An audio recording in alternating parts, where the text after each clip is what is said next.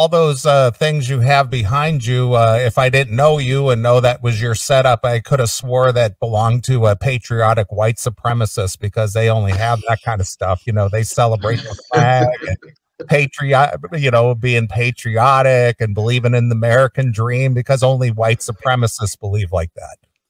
Hey, if I've been called worse, and if that's what a white supremacist is, then let me get fitted for my hood, because that's all things. Those are all things that I think everybody who's sensible in any way can agree with. Like, yeah, be proud of the country you come from. It's a beacon to the world. And why would you not be? Everybody should be a nationalist. I don't care where you come from. You should have pride in your country and think that your country is the best. That's called confidence. Yeah. Why wouldn't you? I mean, you don't like the country you live in? You think it's terrible? That door, it opens both ways. It's not just a come over here. You can whip around to the other side and you can be out of here. Take your pick. There's 195 other countries out there waiting for you. Go ahead. And they never do. All the celebrities, man, if this happens, I'm going to Canada. If this happens, I'm going to Canada. Canada's a lot like America. They speak English up there, and McDonald's and blue jeans, all that stuff.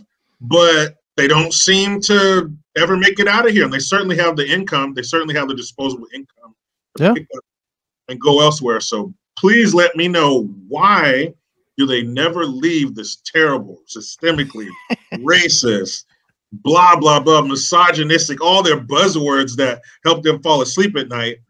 Why do they not? Oh.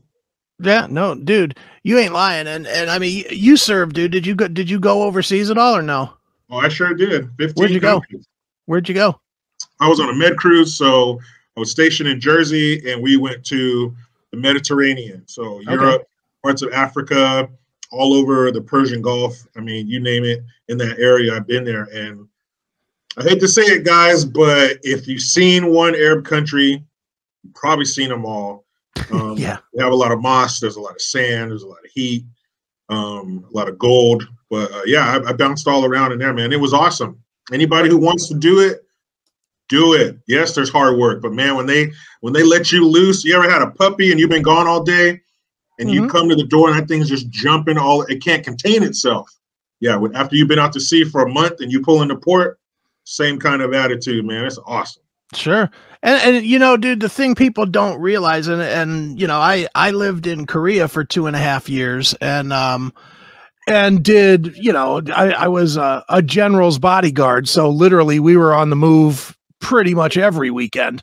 We were going, somewhere, Spain, France, Russia, wherever, wherever they would see this guy.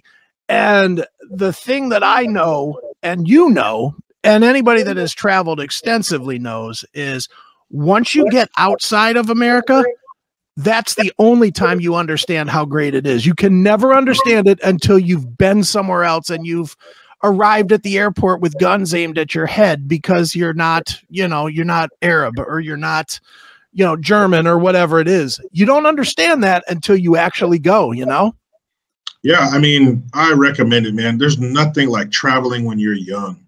I mean, it's just and going to places you've never even heard of. I remember having to pull out a map driving the ship during the helms. I had to pull out a map to look up where we were. I never heard of that place in my life.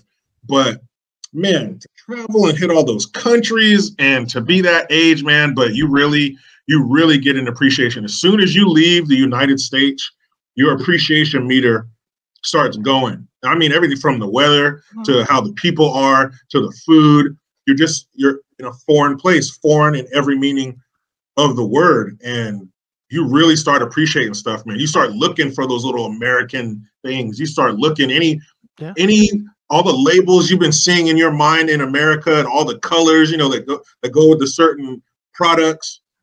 You're on lookout for it. When you see that, it's like a shining light. You're like, oh man, home. And you look forward to letters. Hey, I recommend people leave the country. Get out there and see how good you have it, and bring yourself back here. I remember seeing this documentary. They picked an upper middle class family in Orange County, and they brought these 3 African dudes. And I mean, Africa. Right. These guys hunted every day for their food. an hour ago, their food was looking for its own food.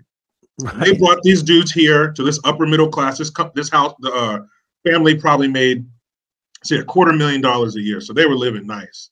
And so they brought them here during Thanksgiving week.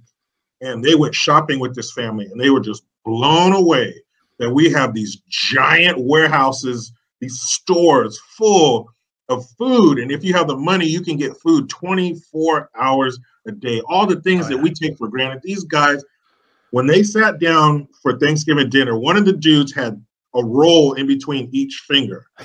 He had a bread hand, and he had it. They were just shoveling the food and reaching. And when they were done, they were just comatose on the couch. And it was so awesome to see somebody really appreciate what we have. They called their family. Their family didn't believe them. They didn't believe them that we have these shrines, these monuments to food. Right. And the safety, electricity, you turn your light on, your light switch on every time that light's coming on. Your internet's coming on.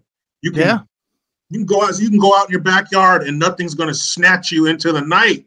All these things that we don't even think about. It was so awesome to see somebody like appreciate it and just be floored by it. And you only get that from traveling, man. We got it good.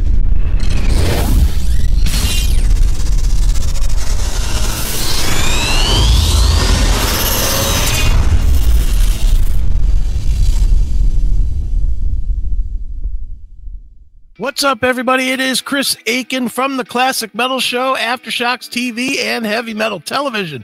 And I am now on Cameo. That's right. If you need a message sent to somebody, maybe it's happy birthday, maybe it's get out of here, hit the street, you're fired.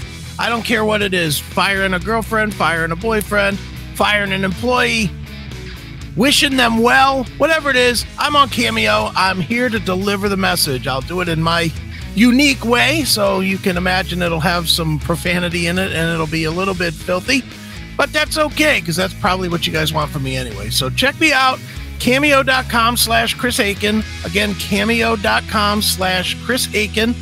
Book me and I will deliver whatever message it is that you need delivered, and it's cheap, so go do it. All right.